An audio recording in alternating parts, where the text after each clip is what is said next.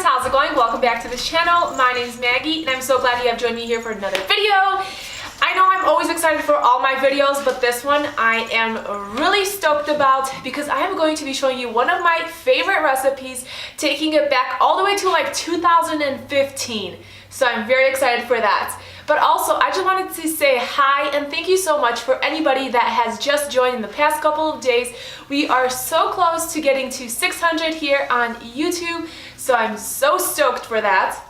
But so today, why you are here is I'm going to be sharing with you how to make these delicious raw brownie bites. So literally when I went vegan, and at that time I was transitioning and didn't know what to eat or how to eat, so I was eating very basic, like potatoes and lettuce and sriracha, and that was like my lunch, or like dates and cacao, and like very simple things compared to nowadays, like 6.5 years later. There's just so many different vegan alternatives: cheeses, burritos, pizza, ice creams, whatever you want, whatever you could name, you could find it vegan. So it's crazy. But anyways, let's get to it and let's see how we make these, shall we? So good, guys. You really need to make these. Let's do this.